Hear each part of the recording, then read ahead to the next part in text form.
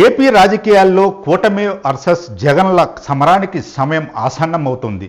ఎవరి సత్తా ఏంటో మరోసారి నిరూపించుకునే పోరుకు రంగం సిద్ధమవుతుంది. 2024 ఎన్నికల్లో 11 సీట్లకే పరిమితమైన జగన్ పార్టీకి ఈ ఎన్నికలు ప్రతిష్టాత్మకంగా మారనున్నాయి. కూటమి పార్టీలు తిరిగి తమ సత్తా నిరూపించాలని పట్టుదలతో ఉన్నాయి. రానున్న ఈ ఎన్నికలు తర్వాత ఏపీలో ప్రజలు ఓటింగ్తో జరిగే ఎన్నికలు దాదాపు లేనట్లే.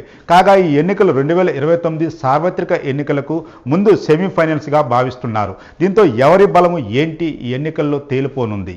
ఆంధ్రప్రదేశ్ రాష్ట్రంలో మరో ఎన్నికలకు సమరానికి కసరత్తు జరుగుతుంది. స్థానిక సంస్థల ఎన్నికల నిర్వహణ కోసం రాష్ట్ర ఎన్నికల సంఘం సన్నద్ధమవుతుంది.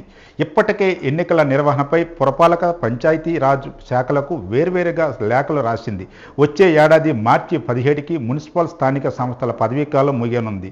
ముందుగా పంచాయతీలు అప్గ్రేడేషన్, సమీపంలో ఉన్న పంచాయతీలను మున్సిపల్ స్థానిక సంస్థల్లో విలీనం చేయడం తదితర కార్యక్రమాలపై దృష్టి సారించాలని సూచించింది.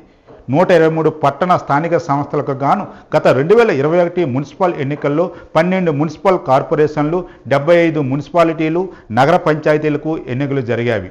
అదే ఏడాది మార్చి 18న మొదలైన వారి పదవీకాలం వచ్చే ఏడాది మార్చి 17 నాటికి ముగుస్తుంది. స్థానిక సంస్థల ఎన్నికలను ప్రభుత్వం నుంచి సంకేతాలు వెలువడుతున్న నేపథ్యంలో రాష్ట్ర ఎన్నికల సంఘం అందుకు తగిన ఏర్పాట్లు చేస్తుంది. తాజాగా 175 అసెంబ్లీ నియోజకవర్గాల ఓటర్ల జాబితాలు రాష్ట్ర ఎన్నికల ప్రధాన అధికారి కార్యాలయం నుంచి తీసుకుంది. వీటి నుంచి మున్సిపల్ పంచాయతీల వారీగా ఓటర్లు జాబితాలు సిద్ధం చేయనున్నారు. ఇందుకోసం మున్సిపల్ పంచాయతీల్లో మాస్టర్ ట్రైనీలకు శిక్షణ కూడా ఇచ్చారు.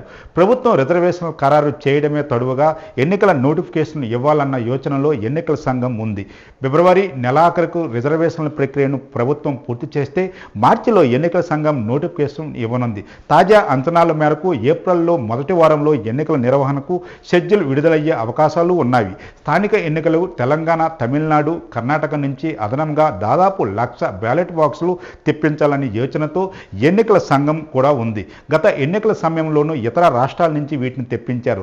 రాష్ట్రంలో ప్రస్తుతం 1,20,000 బ్యాలెట్ బాక్సులు ఉన్నాయని, పంచాయతీ, మున్సిపల్ ఎన్నికలు ఒకేసారి నిర్వహిస్తే అదనపు బాక్సులు అవసరం అవుతావని భావిస్తున్నారు. ఇక స్థానిక సంస్థల ఎన్నికల సన్నద్ధం కావాలని సీఎం చంద్రబాబు ఈ నెల 19న టీడీపీ ఎమ్మెల్యేలు నాయకులతో నిర్వహించిన టెలికాన్ఫరెన్స్లో సూచించారు.